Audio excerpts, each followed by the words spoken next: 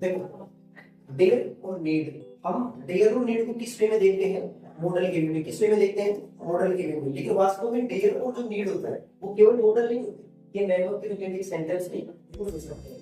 ठीक है, इस प्रकार से देखो क्या क्या होता है मैंने बताया।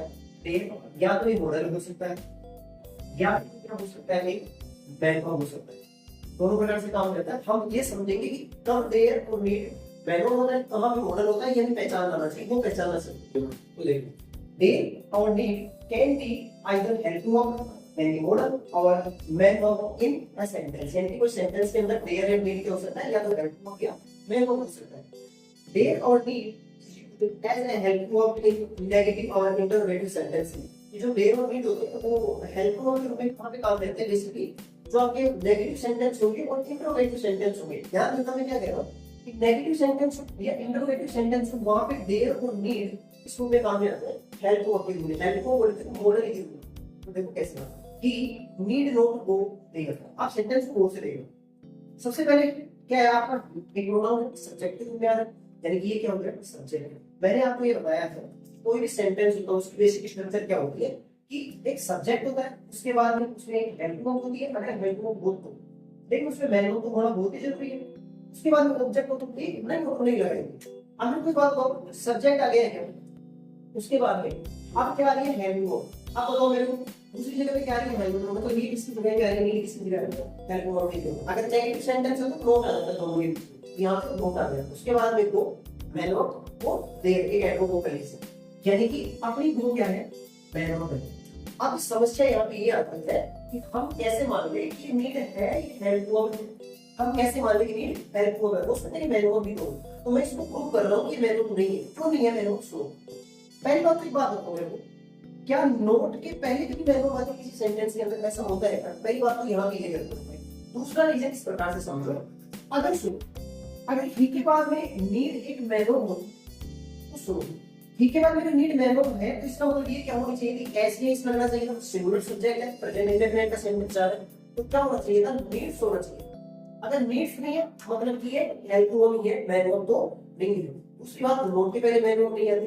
अगर फिर भी नहीं समझ में आता, ऐसे देखो कि सब्जेक्ट इसमें हेल्प वर्ब नोट क्या है, मैन वर्ब है, हाँ ये मैन वर्ब है। क्यों है मैन वर्ब, क्योंकि बोलतो कभी हेल्प वर्ब नहीं बन सकती, और ऐसा भी नहीं हो सकता कि इसको हेल्प वर्ब करके इसको मैन वर्ब कर, कभी मैन वर्ब का या हेल्प वर्ब बाद में ऐसा कभी सेंटेंस का स्ट्रक्चर नहीं होता, क्योंकि बेसिकली स्ट्रक्चर ये होता है सब्जेक्ट हेल्प वर्ब उसके बाद में मैन वर्ब। इसलिए यहाँ की नीड आपकी हेल्प वर्ब है। और आपको मैंने ये चीज बताई थी कि नेगेटिव या इंट्रोगेटिव सेंटेंसेस में क्या होता है कि नीड किस रूप में काम करता है, हेल्प वर्ब के लिए, राइट।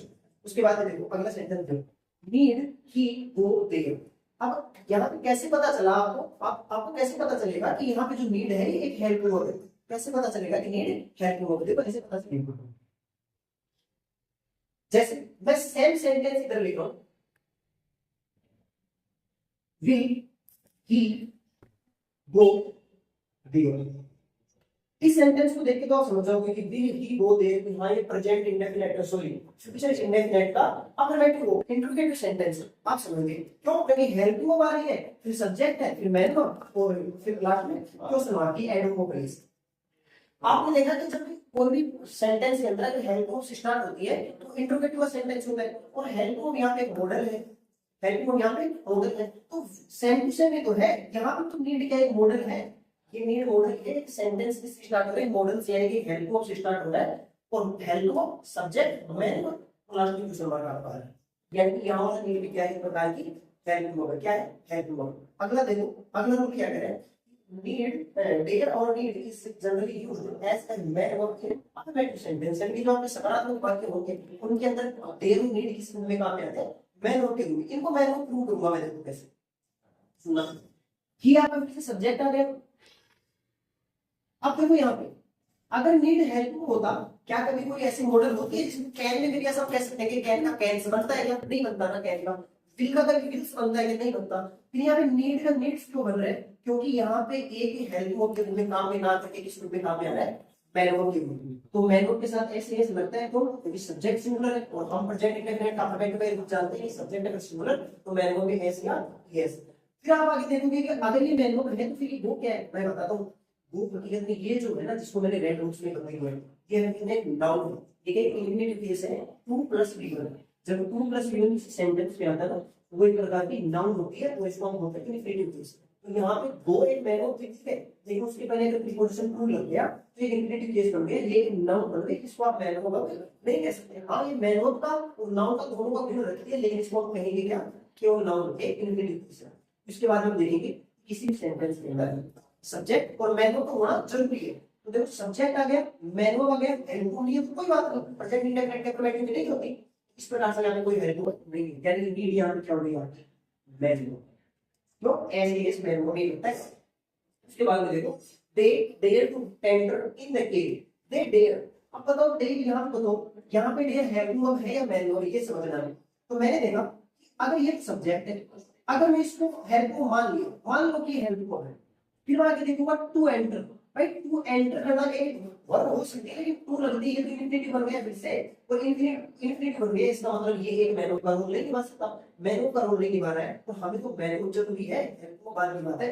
इसका मतलब सब्जेक्ट के बाद में डायरेक्ट क्या आएगा, मैन। अब आपके मन में ऐसा क्वेश्चन हो कि देर अगर मैन है तो इसमें ऐसे ऐसे तो नहीं लगाया, इसमें जो लगाया सब्जेक्ट प्लूरल है तो ऐसे ऐसे लगाने की जरूरत नहीं होती, रूल देखेंगे और आगे तुम देखेंगे ऐसे देख लो आगे कि सब्जेक्ट है, उसके बाद में हेल्प हो गए, मैन को पता करो, तो हम पता करेंगे कि देर, आगे देखते हैं पहले आगे भी मैन को बारी है क्या, नहीं, ये तो फिर से नाउन हो गई तो डेफिनेटिव केस है, तो यहाँ पे ये खुद क्या है, इसका मतलब मैन हो गया, क्योंकि सब्जेक्ट हो गया और ये क्या हो गया आपके फिर से मैन हो गया, ये कहते हैं आपकी मैन हो गई, इस प्रकार से मैन हो गई।